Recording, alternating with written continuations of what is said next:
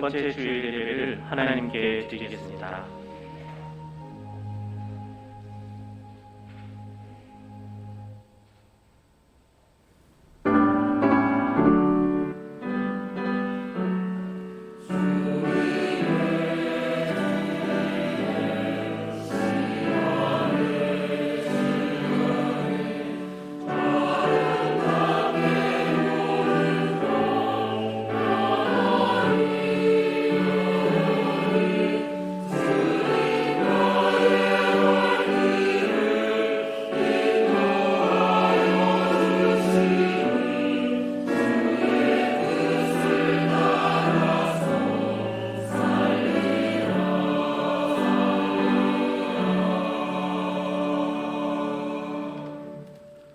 온 땅이여 여호와께 즐거운 찬송을 부를지어다.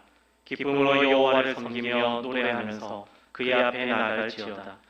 여호와가 우리 하나님이신 줄 너희는 알지어다. 그는 우리를 지으시니요 우리는 그의 것이니 그의 백성이요 그의 기르시는 양이로다. 하나님은 영이시니 예배하는 자가 영과 진리로 예배할지니라. 역사의 주인이 되시는 공의의 하나님, 오늘은 광복절을 기념하는 주일로 지키며 감사와 찬송과 영광을 주님께 올려드립니다. 주님께서는 국권을 빼앗기고 종살이를 하던 우리를 사랑하셔서 그 목에 얹혀있던 멍에를 깨뜨려 주시고 이방인의 모든 압제에서 벗어나게 해주셨습니다. 우리가 고난을 당할 때마다 권능의 손으로 인도하여 주셨으며 어려운 고비를 만날 때마다 이기고 승리하게 해주셨습니다. 오늘 우리가 누리고 있는 이 모든 번영과 발전은 하나님께서 베풀어 주신 은혜임을 고백합니다. 이 모든 것에 감사한 마음을 품고 정성껏 드리는 우리의 예배를 받아 주시옵소서. 예수님의 이름으로 기원하옵나이다. 아멘. 나는 전능하신 아버지 하나님 천지의 창조주를 믿습니다. 나는 그의 유일하신 아들 우리 주 예수 그리스도를 믿습니다. 그는 성령으로 잉태되어 동정녀 마리아에게서 나시고 본디오 빌라도에게 고난을 받아 십자가에 못 박혀 죽으시고 장사된 지 사흘 만에 죽은 자 가운데서 다시 살아나셨으며 하늘에 오르시어 전능하신 아버지 하나님 우편에 앉아 계시다가 거기로부터 살아있는 자와 죽은 자를 심판하러 오십니다. 나는 성령을 믿으며 거룩한 공교회와 성도의 교제와 죄를 용서받는 것과 몸의 부활과 영생을 믿습니다. 아멘.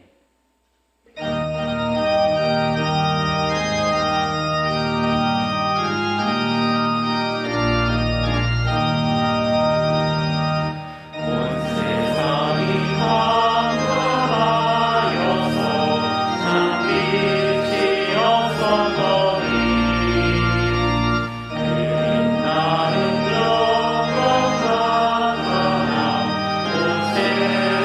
빛이었네.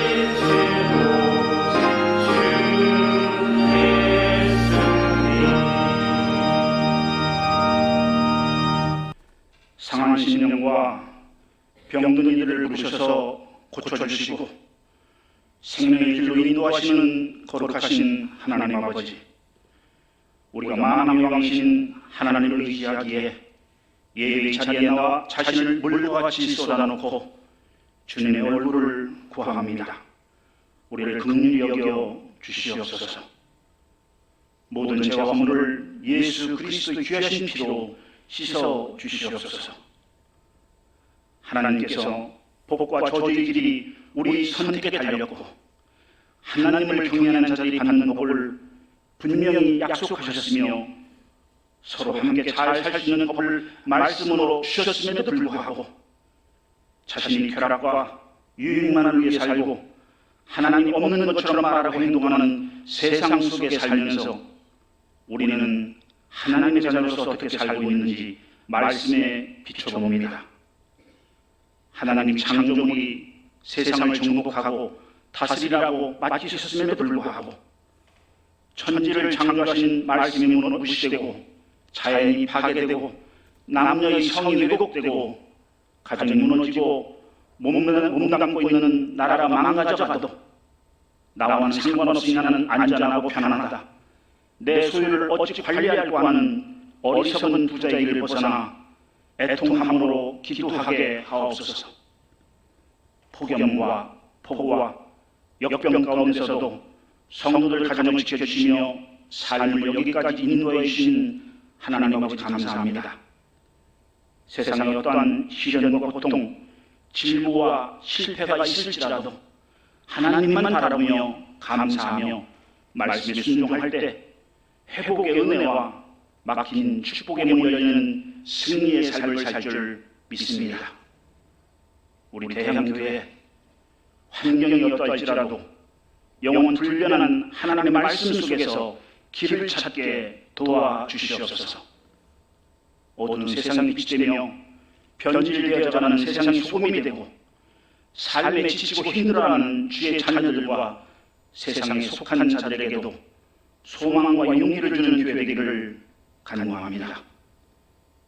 수많은 애세의 침략과 고난으로부터 우리나라를 쓰시고자 살려주셔서 광복 77주년에 이르게 하심에 감사를 드립니다.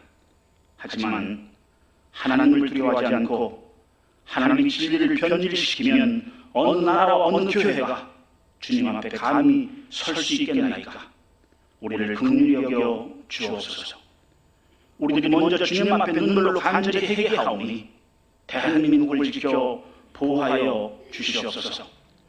새로 선출된 윤석열 대통령을 중심으로 의정자들이 이념을 떠나서 하나님이 통치하에 국민들이 민생을 먼저 생각하고 돌보아 미래를 바라보고 서로 공생할 수 있는 정치를 할 수 있도록 도와주시옵소서.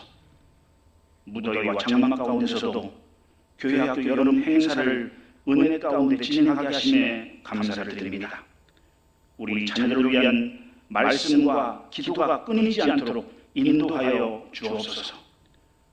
우리의 자녀들이 어려서부터 하나님을 만나 성령의 사랑으로 인쳐주시고 성령님의 이끌림 받기를 간구합니다. 교회 학교를 위해 최선을 다하고 있는 교육자들과 교회학교 교사들이 노고가 헛되지 않도록 도와주시옵소서. 병상에 있는 환우들을 예수님 피 묻은 손으로 안수하여 주시고 치료의 광선을 받아사 깨끗이 씻음받고 나음받는 신의 역사가 나타날 수 있도록 은혜를 내려 주시옵소서. 김성환 담임 목사님, 영적으로 혼탁한 이때 주님 앞에 무릎으로 기도하며 성도들이 영적 상태를 볼 수 있는 눈을 열어주시고 성도들이 영을 돌보기에 조금도 부족함이 없도록 지켜 보호하여 주시옵소서. 말씀으로 배불리 먹이며 성도들이 아픔을 하나님께 눈물로 아뢰는 하나님께 사랑받는 귀한 종 되게 하옵소서. 이 시간 하나님의 말씀을 선포할 때 성령님 임하셔서 병든 자, 방황하는 자, 좌절한 자, 갈급한 자들이 하늘 문이 열리고 하나님 나라가 임하는 것을 보게 하옵소서. 아까 찬양과 함께 드리는 우리 모두의 찬양을 기쁘게 받아 주시옵소서. 예수님 이름으로 기도드립니다. 아멘.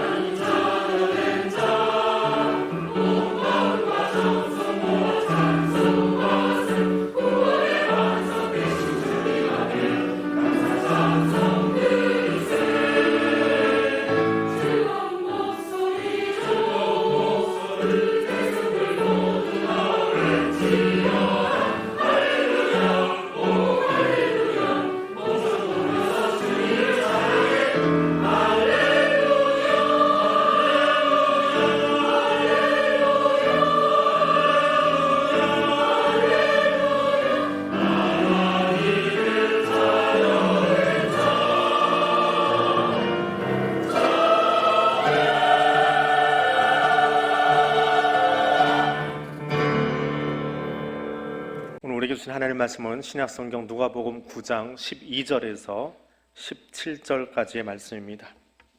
신약성경 106쪽에 있습니다. 이 말씀 읽을 때에 살아계신 하나님의 음성을 친히 듣는 귀한 시간 되시기를 바랍니다. 날이 저물어가며 12사도가 나와 여짜오되 무리를 보내어 두루 마을과 촌으로 가서 유하며 먹을 것을 얻게 하소서. 우리가 있는 여기는 빈들이니이다. 예수께서 이르시되 너희가 먹을 것을 주라 하시니 여짜오되 우리에게 떡 5개와 물고기 2마리밖에 없으니 이 모든 사람을 위하여 먹을 것을 사지 아니하고서는 할 수 없사옵나이다 하니 이는 남자가 한 5,000명 되밀어라.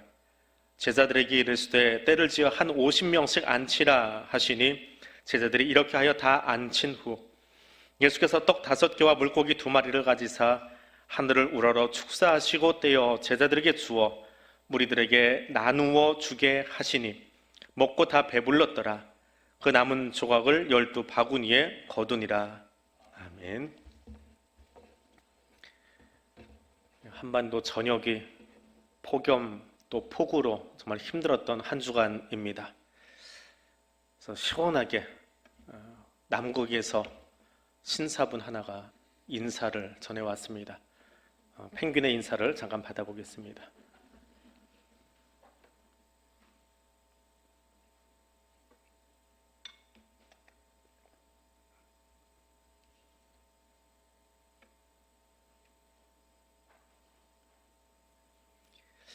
제일 마지막에 띄워드린 사진이 원본입니다. 그리고 그 사진에다가 액자를 이것도 맞춰보고 저것도 맞춰보고 액자를 맞췄는데요.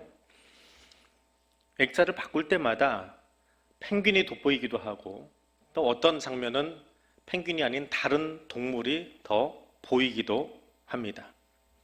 자, 그림을 새 틀에 넣으면 다르게 보입니다.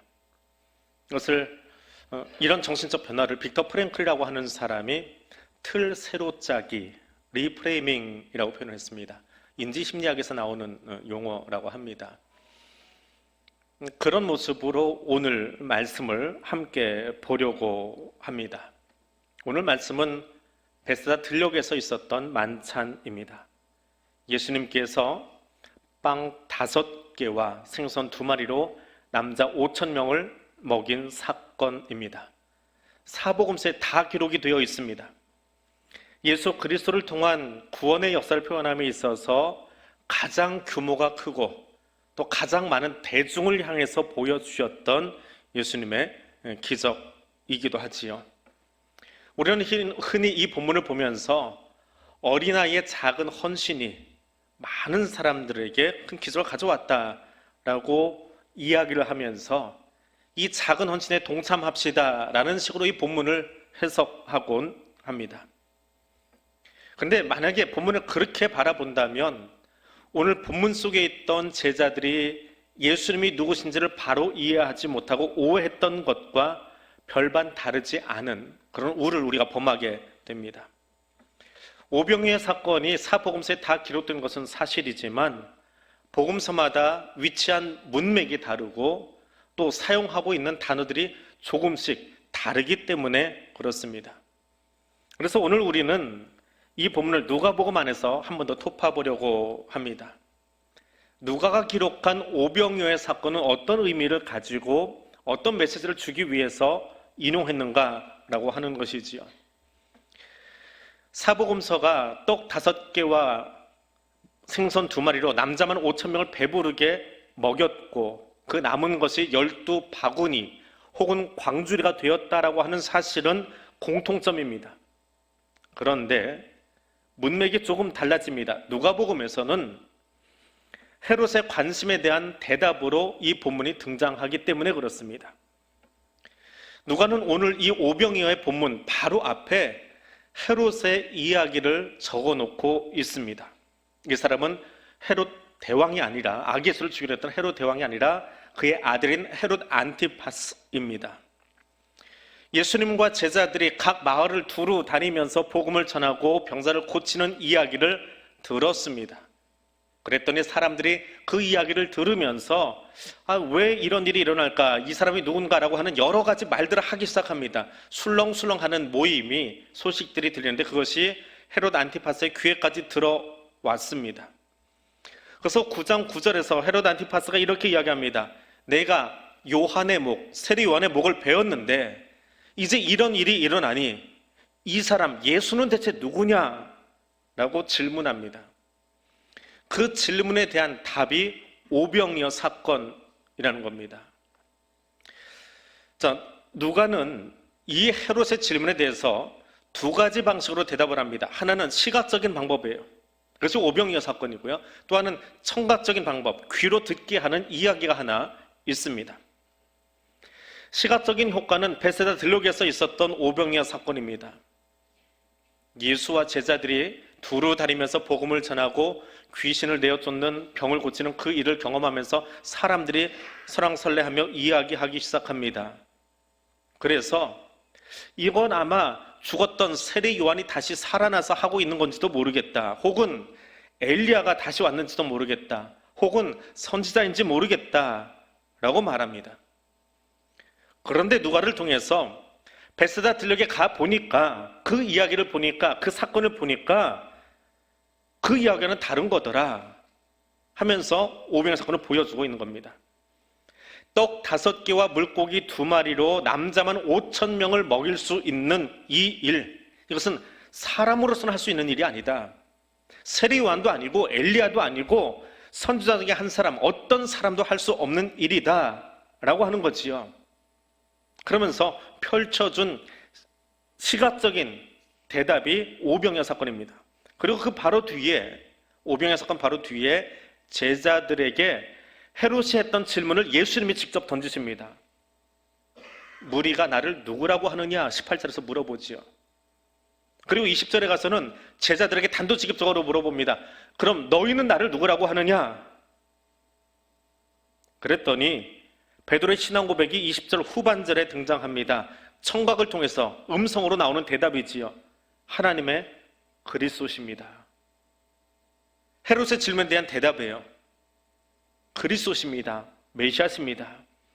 예수의 메시아됨에 대한 고백으로서 등장한 것이 오병이어 사건이고 베드로의 신앙 고백이다라고 하는 겁니다. 그리고 계속 이어지는 누가의 이야기, 변화산 사건, 예수님의 고난에 관한 이야기가 계속 이어지면서 우리가 실수했던 것, 오병이어 사건이 작은 헌신을 통해서 더 큰 일을 이룬다라고 하는 이 해석을 하면 안 된다라고 하는 거지요. 이 오병이어 사건은 이 일을 행하신 분이, 사람은 할 수 없다, 이 일을 하신 분이 예수 그분이시고 그분은 메시아다라고 하는 겁니다. 그것을 들려주기 위한 시각적인 예화, 시각적인 장치가 이 사건이다라고 하는 거지요. 그런데 이 오병이어 사건을 경험하고도 예수의 제자들이 여전히 예수를 오해합니다.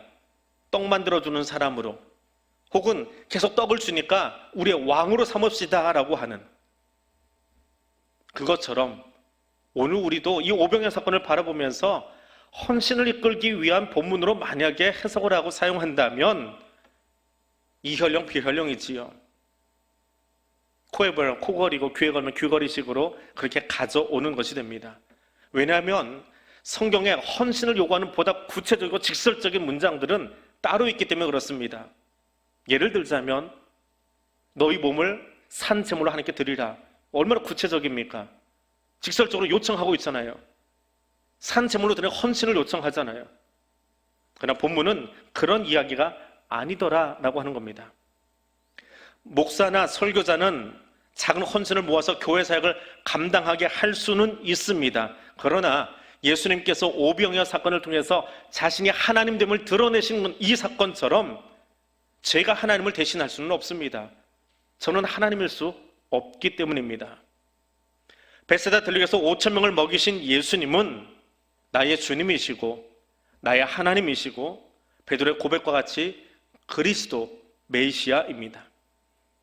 그리고 한 세대가 더 지나서 요한은 이 모든 사건을 다시 한번 되짚어보면서 우리에게 영원한 생명을 주기 위해서 자기 몸을 찢으신 예수, 그분이 생명의 떡이시다. 그분이 이 땅에 오셨던 예수 그리스도, 나의 그리스도 메시아시다라고 고백하고 있습니다. 오늘 이 오병이어 사건을 보며 이 잔치를 벌이신 분이 나의 주님, 우리의 메시아됨을 고백하는 저와 여러분 될 수 있기를 원합니다. 또 하나 오늘 본문은 하나님의 관심이 누구에게 있는가라고 하는 것을 바라보게 하는 것입니다. 본문을 읽으면서 우리가 빠지기 쉬운 또 하나의 작은 함정은 5,000이라고 하는 숫자입니다. 사복음서가 다 기록을 하고 있는데 마태복음은 이 본문을 기록하면서 이 음식을 먹은 사람이 여자와 아이 외에 5,000명이나 되었다라고 하는 부가적인 설명을 붙이고 있습니다. 근데 누가는 이 설명을 붙이지 않아요. 왜? 누가에게 있어서 5,000이라고 하는 숫자가 중요하지 않기 때문에 그렇습니다. 그런데 사람들은 이 마태복음과 누가복음을 섞어가지고 어차피 다 4개의 복음서가 다 기록하고 있으니까 섞어서 이런 상상을 다시 합니다. 당시에 가족 구성원이 대충 몇 명이니까 최소한으로 잡아서 현대 가족이 4인 가족 기준 한다면 남자가 5,000이면 2만에서 3만은 모였을 거다. 그렇게 많이 먹였다. 그럼 3만이건 2만이건 무슨 상관입니까? 5,000은 작은 숫자인가요? 주님은 누가복음을 통해서 들려주시는 이 메시지는요, 5,000에 관심이 없습니다. 그래서 누가는 이 본문을 이야기할 때 마태처럼 그 부가적인 수치를 다 치워버렸어요. 그게 중요하지 않기 때문에 그렇습니다. 오히려 5,000명분의 식사가 준비되기 전에 제자들의 입을 통해서 예수의 마음이 드러납니다. 16절입니다. 이 모든 사람을 위하여 먹을 것을 사지 아니하고서는 음식을 나누어 줄 수 없습니다 라고 예수께 고합니다. 누가는 이 제자들의 말을 인용했어요. 성경에 하나님이 직접 하신 말씀 혹은 예수의 말씀도 인용이 되지만 때로는 아담이 했던 이야기 혹은 제자들이 했던 이야기 가운데도 우리에게 교훈을 끌어내기 위한 장치들은 그대로 인용을 해줍니다. 다른 사적인 이야기는 다 빼지만 중요하게 여기 인용이 되어 있어요. 그것은 누가의 입장에서 이 제자들이 했던 질문은 예수님이나 제자들이나 5천에 관심이 있는 게 아니에요. 어떤 사람이요? 이 모든 백성에게 관심이 있습니다. 제자들의 입을 통해서 성령님은 예수의 관심이 5천 명뿐 아니라 이 모든 사람, 이 모든 백성에게 관심이 있다라고 하는 것을 이미 보여주고 있습니다. 남자니까 더 관심 가져주고, 여자니까 약해서 더 관심 가져주고, 아이니까 약해서 더 신경 써줘야 되고, 노인이니까 어르신이니까 더 공경해야 되고, 그런 이야기를 적지 않았습니다. 오늘 본문에서 그 이야기 하는 게 아니에요. 그건 다른 본문에서 나와야 돼요. 오늘 본문에서는 베세다 들녘에 앉아있던 그 모든 사람을 향해서 예수님이 관심을 갖고 계셨고, 그것이 그 눈빛이 제자들에게 통해서 제자들이 질문하고 있더라라고 하는 겁니다. 그런데 문제는 예수의 눈빛을 보고 알았어요. 예수님이 이 모든 사람에게 관심 갖고 있구나라고 하는 것은 알았습니다. 그런데 제자들의 이야기를 들어보십시오. 13절을 세번역 성경으로 다시 읽어드립니다. 우리에게 빵 5개와 물고기 2마리밖에 없습니다. 우리가 나가서 이 모든 사람이 다 먹을 수 있을 만큼 먹을 것을 사지 않으면 안 되겠습니다. 예수의 눈빛을 읽었어요. 이 모든 사람을 바라보고 긍휼히 여기고 있는 주님의 마음은 읽었습니다. 그런데 지금 제자들 손에 있는 건 뭐예요? 떡 5개하고 물고기 2마리밖에 없어요. 이게 전부예요. 이걸 가지고 이 모든 백성 5천 명이 아니라 이 모든 백성을 먹이기에는 터무니없이 작은 거예요. 제자들로서는 손에 들고는 이것 가지고는 누구 입에다 누구 코에다 갖다 붙여? 우리말로 하면 그거잖아요. 누구 코에다 붙여? 뾰족한 수가 안 나오는 거예요. 우리는 그때 주님을 바라볼 수밖에 없습니다. 내가 할 수 있으면 주님 안 바라봐도 내가 그냥 할 수 있어요. 내 능력으로 할 수 있는 건, 내 힘으로 할 수 있는 건 합니다. 근데 안 되니까 주님 바라보는 거예요. 내 힘으로는, 내 능력으로는 방법이 없어서 뾰족한 수가 안 나와서 기도하는 거예요. 그것이 기도하는 진짜 이유입니다. 내가 할 수 있는 걸 주님께 떠넘기기 위해서 기도하는 게 아니라 나는 할 수 없습니다. 그러나 주님은 하십니다. 어찌할까요? 어찌할까요? 라고 묻고 있는 겁니다. 그리고 그렇게 물었기 때문에, 그렇게 주님 바라보았기 때문에 그 뒤에 나오는 건 뭐예요? 순종입니다. 누가는 그 흐름을 따라서 적고 있습니다. 이 모든 사람을 향한 예수의 명령 앞에 예수님이 내놓은 대답, 그 명령이 때로는 이 제자들에게 이해되지 않을 수도 있어요. 아니 어떻게 그 방법을 씁니까? 라고 납득이 되지 않을 수도 있습니다. 그러나 순종하는 거예요. 이게 재미있는 건 누가의 이야기 흐름을 따라가 보십시오. 주님 우리에게 순종을 원하실 때 갑자기 내가 감당하기 힘든 어떤 일들을 해라라고 요청하면 그 다음날로 교회 안 나올 거예요. 그걸 내가 어떻게 합니까? 뭐 신앙생활을 한 40년, 50년 해서 모를까? 난 못합니다. 그럴지도 몰라요. 근데 누가 이야기를 천천히 따라가 보십시오. 첫 번째 명령은요 아주 단순합니다. 제자들에게 14절에서 때를 지어 한 50명씩 앉혀라 라고 이야기합니다. 집으로 돌아가게 하든지 혹은 돈 맡은 제자에게서 돈을 내놔라 해가지고 빵을 사주든지, 아니면 우리가 지금 가진 돈이 얼마 없으니까 다 각출해서 더치페이해서 돈을 좀 내놔라, 우리가 물건 사올게, 이렇게 하지 않았습니다. 뾰족한 수가 보이지 않는 바로 그 자리에서 예수님은 숫자 세기에 용이하도록 한 50명씩 좀 그렇게 앉혀라 라고 이야기합니다. 마태나 마가는 좀 더 구체적으로 이야기합니다. 50명, 100명씩 앉혀라 했는데 누가는 거기에 관심 없어요. 대충 한 50명씩 이렇게 한 묶음 한 5천 되는구나, 그 정도 시험만 볼 수 있으면 되는 거예요. 더 중요한 건 따로 있습니다. 예수님이 14절에서 50명씩 앉혀라 하니까 제자들이 15절에서 어떻게 했습니까? 15절이요. 제 얼굴에 안 써 있습니다. 제자들이 이렇게 다 앉힌 후에 14절과 15절에 앉혀라, 앉혔다. 이게 순종이에요. 어렵습니까? 어렵지 않아요. 주님 우리에게 순종을 요청하실 때 갑자기 우리가 이해 안 되는 큰 것부터 요청하지 않습니다. 지극히 단순하지만 그 순종부터 시작이 되는 거예요. 일부 예배 때 이 이야기를 하다가 일부부터 숙제를 하나 더 내드렸습니다. 사실 이 부분은 원고에 없는 건데요. 숙제를 내드렸습니다. 여러분도 자리 좀 제대로가 아니라 좀 앞당겨 앉으십시오. 일부 예배 보니까 다 뒤로 앉아있어요. 이 앞에 텅 비어 있어요. 앞자리로 앉으십시오. 다음 주에 보겠습니다. 저 뒤에 앉아 계신 분들 제가 눈도장 찍어놨습니다. 앞으로 나와서 앉으십시오.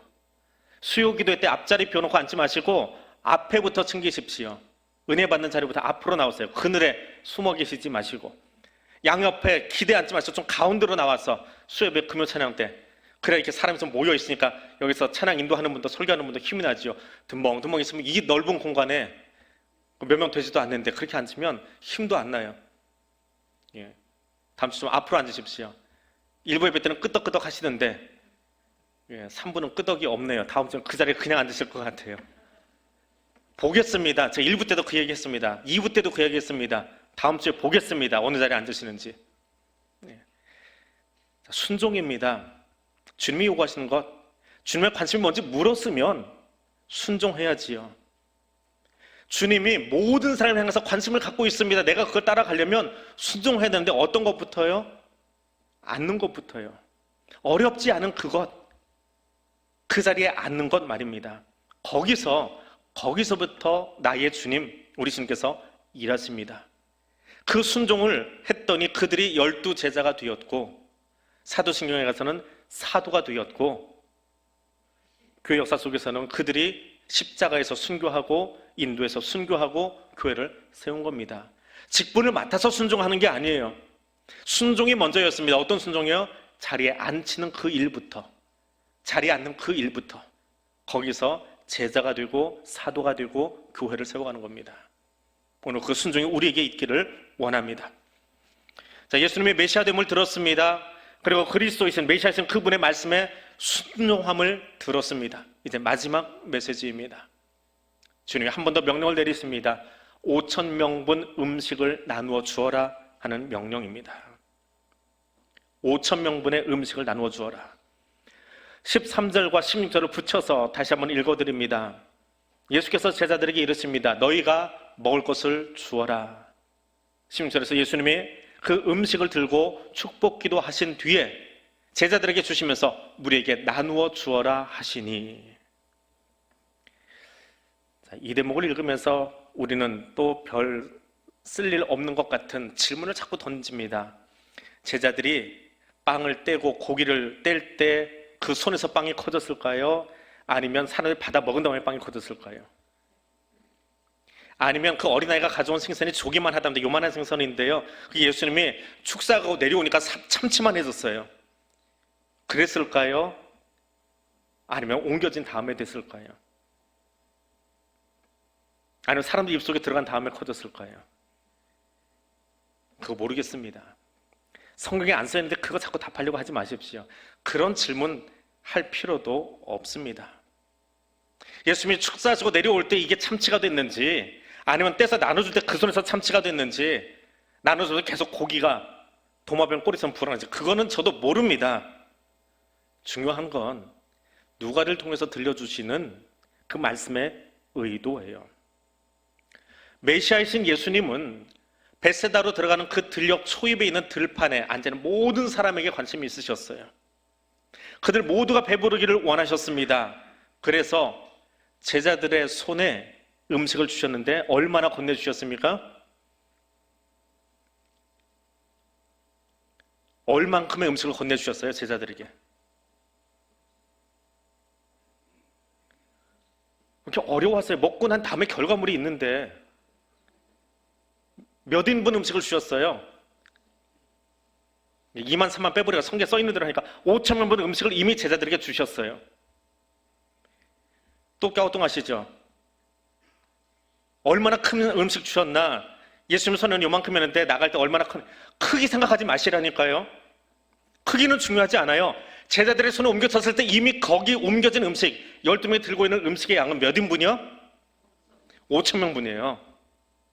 나사에서 우주로 로켓을 쏘아 올릴 때 우주인들이 먹는 음식은요, 압축된 요만한 음식이에요. 그래서 칼로리만 보충되면 살아남아요. 주님이 이런 음식 주셨는지도 모르잖아요. 그러니까 크기 가지고 고민하지 마시라고요. 눈에 보이는 것 가지고 고민하지 마시고, 예수님의 축사하신 뒤에 제자들에게 12명에게 나눠주신 것은 몇 인분이요? 5,000명분이요. 그게 중요한 거예요. 크기에 괴념치 마십시오. 우리는 자꾸 크기를 보아요. 제자들에게 5,000명분 음식을 이미 주셨어요. 자, 이제 이 뒤의 일입니다. 어떤 분이 이것을 보고 이렇게 풀어내요. 한 문장으로 이야기합니다. 제자들에게 그리고 우리에게 주시는 메시지예요. 5,000명분을 혼자 독식하는 사람 될래? 아니면 5,000명을 먹여 살리는 사람이 될래? 제자들에게, 교회에게 5,000명분의 음식은 이미 주어졌습니다. 그거 혼자 다 먹어버리시겠습니까? 아니면 여러분 평생의 삶이 5,000명을 먹여 살리는 사람, 5,000명을 먹여 살리는 교회가 되시렵니까? 제자들의 손에는 크기는 묻지 마세요. 주님은 이미 주셨어요. 5,000명이 먹을 수 있는 음식이 전달되었습니다. 그리고 명령하세요. 어떻게 하라고요? 나누어 주라고요. 나누면 5,000명이 먹습니다. 그런데 거기 욕심이 개입되면 그게 5,000명분이건 2만 명분이건 상관없어요. 어떻게 되는 거예요? 자기 혼자 배부르고 끝나는 거예요. 독식하고 끝나는 겁니다. 지금 작금의 세계 정치가 그렇지 않습니까? 죄성으로 가득한 이 땅의 모습이 그렇지 않습니까? 자원 차지하기 위해서 땅 전쟁 벌이고 있고요. 우리 바다를 더 넓게 만들기 위해서 영해 주장하고 있고요. 내 편안함을 위해서 자연을 파괴하고 있고요. 더 많이 먹기 위해서 땅을 괴롭히고 있고요. 그것이 죄인들의 모습 아닌가요? 나 혼자 먹기 위해서, 나 혼자 배부르기 위해서, 아니 우리 땅 안에는 혐오시설 들어오지 않아야 되고요. 그건 다른 땅에 지어서라도 우리 마을은 안전해야 되고 편안해야 되고요. 이 이기심이 어딘가는 망가뜨리고 있고 누군가는 배부르고 있고요. 이 죄인을 땅을 향해서, 땅의 사람들을 향해서, 타인의 굶주림과 아픔을 향해서는 외면하고 있는 우리를 향해서요. 코로나가 지난주에 굉장히 확산되었습니다. 교회 안에도 확진자들이 굉장히 많이 나타났습니다. 지난주에 비해서 예배 참석자도 많이 줄었고요. 확진되신 분이 많아서. 그런데 그럼에도 불구하고 코로나가 조선시대 같았으면 벌써 지구 인구 반은 없앴을 거예요. 이만큼 잡히는 이유는 왜 그럴까요? 코로나 환자가 선진국에서 나와서 그렇습니다. 살아야 되니까 제약회사들이 움직이는 거예요. 약을 찾아내는 거예요. 에이즈는요, 약 찾아낼 때까지 얼마나 오래 걸렸는지 모릅니다. 왜요? 에이즈의 시작이 아프리카인데요. 거기 신경 안 써주거든요, 제약회사들이. 우리나라 것도 아닌데요. 근데 그 에이즈 환자가 미국 내에 도착을 하니까 그때부터 연구가 시작되고 약이 나오기 시작했습니다. 이게 우리의 죄성이에요. 하나님 우리에게 지금 그거 가르쳐주고 계시는 거예요. 너만 독식하는 사람 될래? 아니면 5,000명 먹여 살리는 사람이 될래? 우리에게 묻고 있습니다. 하나님이 만들어주신 이 지구는 이 땅의 사람들의 필요를 다 채우기에 넉넉합니다. 그러나 이 땅의 사람들의 욕망을 채워주기에는 턱없이 부족합니다. 5,000명분의 음식을 제자들의 손에 맡기신 주님 명령하십니다. 나누어 주어라. 그리고 지금 저와 여러분에게도 계속해서 명령하십니다. 나누어 주어라. 말씀을 맺으려 합니다.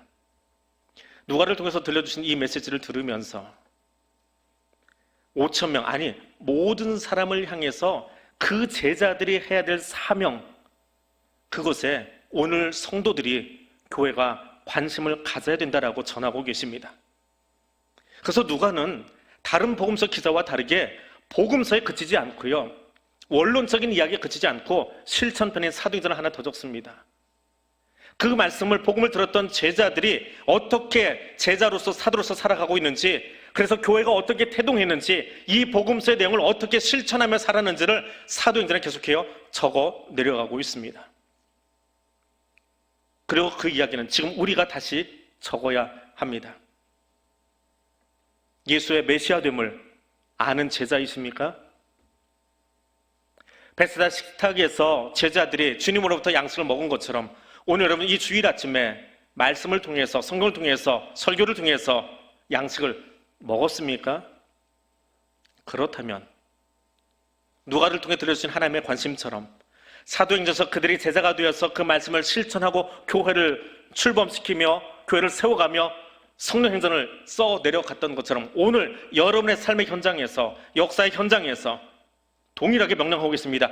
네가 가서 저들의 먹을 것을 주어라라고 명령하고 계시는데 그 명령을 실천하는 저와 여러분 될 수 있기를 원합니다. 지난 주간 설교 말미에 환경에 대해서 이야기하면서 여러분 앉았던, 머물렀던 그 자리에 빛이 나게 하라고 숙제를 내드렸습니다. 그럼 예배 드리고 떠나간 그 뒤의 모습을 우리가 보겠습니다 라고 이야기하고 여러분 다 나가신 뒤에 교육자들만 남아서 전층 사진을 다 찍었습니다. 복도 사진을, 휴지통이 어떻게 생겼는지. 그리고 보여드리고 싶었습니다. 근데 보여드릴 필요가 없어서 사진을 오늘 안 띄웁니다. 너무 잘 지우셨더라고요. 숙제를 정말 잘하셨어요. 각 방마다 큰 쓰레기는 이미 밑으로 내려갔고요. 조금 남아있는 것들은 분리수거가 돼서 옆으로 잘 정리되어 있는 것을 보았습니다. 말씀을 듣고 지난주에 정말 실천 열심히 하셨더라고요. 식당에 갔을 때 어떤 분은 옆에 있다가 그 이야기를 하더라고요. 그리스도인이 머물렀던 자리 빛이 나게 하라고 했는데 그냥 일어서지 않고 그릇들 좀 모아놓고요. 그 주인이 잘 편하게 치울 수 있도록 정리해놓고 쓰레기 옆에 휴지통에다 버려놓고 나가면서 설교를 기억하고 살아야 되겠습니다 하고 일어서는 모습을 보았습니다. 이번 차원에도 동일하게 말씀의 적용을 하나 내어드립니다. 이 한 주간 우리가 이것을 실천해 보았으면 좋겠습니다. 한 주간 폭염과 폭우로 대한민국이 참 많이 힘이 듭니다. 여러분 주위에, 여러분 이웃 가운데 그것 때문에 힘들어하는 이웃들을 찾아서 또 보아서 교육자들에게 혹은 당회원들에게 알려주십시오. 내가 헌금했으니까 당회가 알아서 집행하겠지. 그것은 담당하는 재직 부서가 있으니까 그 부서에서 알아서 하겠지. 하지 마시고요. 물론 열심히들 하고 있습니다. 그러나 열심히 뛰어야 당회원, 교역자 다 합쳐야 20명밖에 안 됩니다. 20명의 눈이 아니라 오늘 온라인으로 또 여기 모이는 예배로 함께 모인 600여 성도분들 그 눈으로 흩어져 보아주십시오. 어디가 힘든지, 누구에게 도움이 필요한지, 어떤 도움을 주었으면 좋겠는지 살펴서 알려주십시오. 헌금했으니까 누가 하겠지라고 하는 것이 아니라 내가 그것을 돕기 위해 마음을 모아주십시오. 그 마음을 모아서 집행하겠습니다. 도와드리겠습니다. 어려운 것을 우리가 함께 살펴보고 너는 가서 먹이라라고 한 것처럼 여러분 가서 살펴주십시오. 그리고 우리 교회에 주신 그 5,000명분을 먹일 수 있는 그 은혜 가지고 있는데 우리 것이 아니라 나누기 위해서 실천하는 이 한 주간이 될 수 있기를 원합니다. 기도하겠습니다. 은혜 하나님, 우리 대한교회에 5,000명분 음식을 나눌 수 있는 은혜를 주신 하나님, 인간의 욕망 때문에 함께 나누지 못하고 자원쟁탈을 벌이는 이 땅을 향하여 누가를 통해 들려주신 천국 복음의 실천자로 이 한 주간을 살아가려고 합니다. 우리의 눈과 귀를 여셔서 이 여름 고난 중에 있는 이웃을 살필 줄 알게 하시고 독식하는 자가 아니라 베풀어 5,000명을 먹이는 교회와 성도가 되기 위해 합력하게 하옵소서.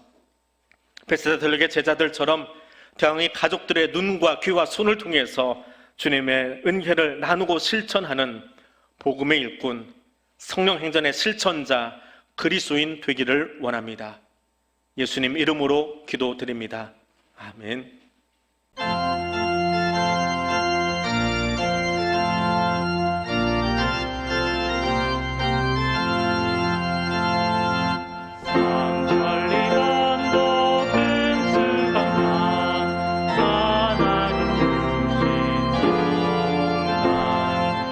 강철리 감독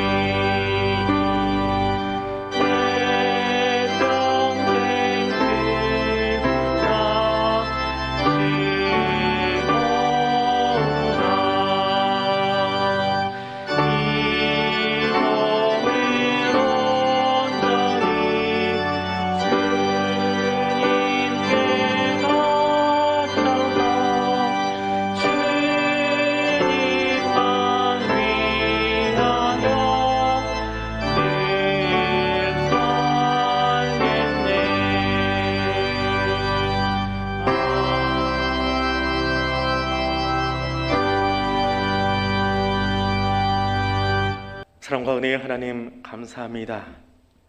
우리에게 해방을 허락하신 것은 이 민족을 통하여 세계 평화에 일조하라고 세우셨는데, 주님, 오늘 우리는 지난 70여 년의 역사 속에 그 사명을 바르게 감당하고 있는지요?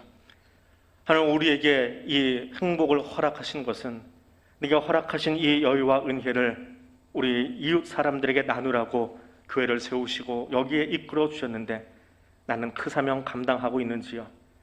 하나님, 이제 그 사명 감당하려고 나를 산제물로 주님께 올려드립니다. 우리의 마음의 고백을 담아서 예물과 함께 주께 올려드립니다. 드려진 예물을 주께서 기쁘게 받아주시고, 하나님, 모든 사람에게 관심을 가진 이 땅의 사람들을 향하여 천국의 복음을 증거하고 천국의 삶을 보여주며 나눌 수 있는 우리가 될 수 있도록, 우리 교회가 되도록 지금 허락하여 주옵소서. 오늘도 주의 말씀을 사모하여 각자의 삶의 자리에서, 일터에서, 생활 현장에서 땀 흘리다가 시간을 구별하여 온라인 앞에 엎드려 있는 성도들 위에도, 아픔으로 병상에서 하나님 누워있지만 거기서 주의 말씀을 사모하여 함께 고개 돌려 예배드리고 있는 성도들 가운데도, 또 맡겨진 책임을 다하기 원하여 군에 입대하여 있으나 거기서도 주의 말씀을 붙들고 이 아침을 시작하고 있는 청년 지체들을 향하여서도 우리에게 주시는 은혜를 동일하게 허락하여 주시고 하나님과 동행하는 귀한 자리 될 수 있도록 성령님 함께하여 주옵소서. 예수님 이름으로 기도드립니다. 아멘. 이제 자리에서 일어나셔서 우리 파송의 찬송 함께 부르겠습니다.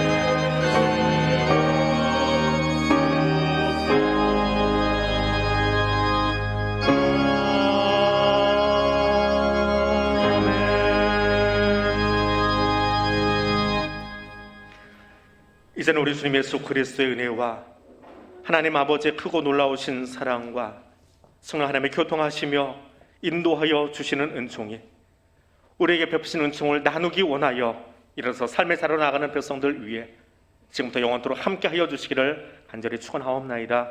아멘.